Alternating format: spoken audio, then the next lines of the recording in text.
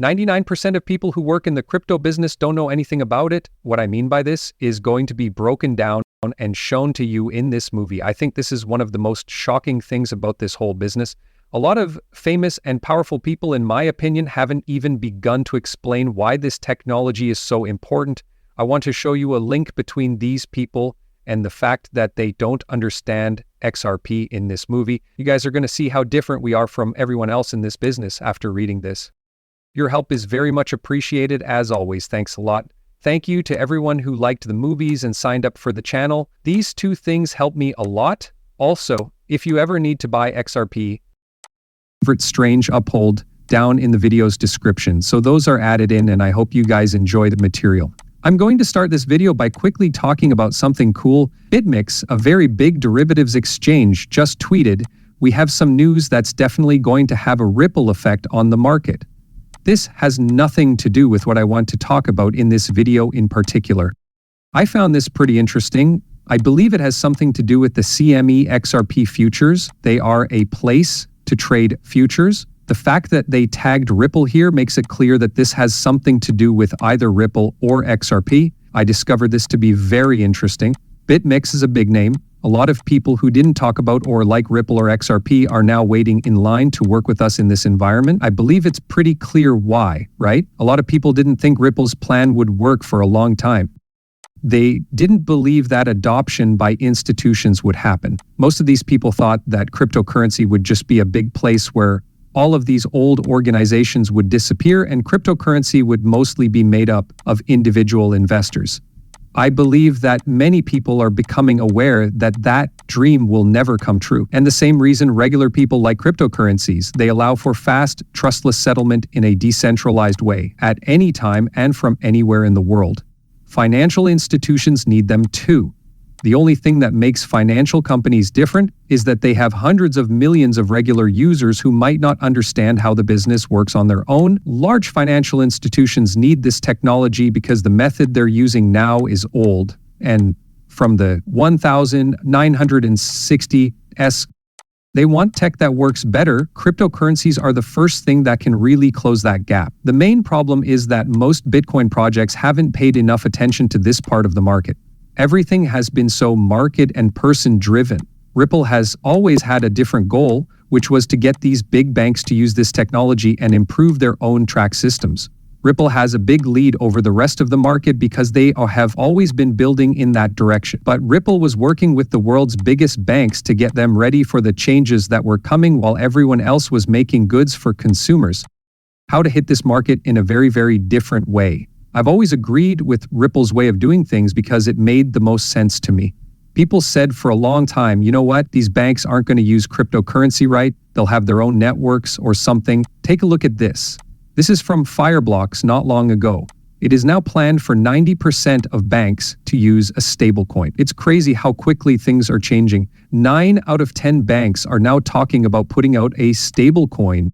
I think this is proof that the market is about to change in a huge way. When I say very big way, I mean that trillions of dollars are coming into these ecosystems. It has to end up in these communities because there's nothing else out there. When it comes to cryptocurrencies in general, one of my biggest worries is that a better technology will come along and make them useless, right?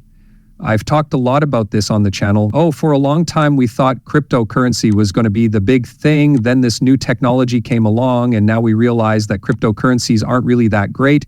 There hasn't been any new technology, though. Cryptocurrencies are still the most popular way to improve the world economy's settlement system. So you have to step back and say, okay, this technology is probably going to have ways for retail and ways for institutions to use it. And from a big picture point of view, what coin project talks to institutions the most? And it doesn't take much thought to see that Ripple and XRP are clearly in the lead in that direction. A lot of people are still trying to figure out how all of this works, in my opinion. A lot of people are interested in weird stories like game tokens, art, and other strange niche areas. When it comes down to it, it's very clear what cryptocurrency is for and how it works.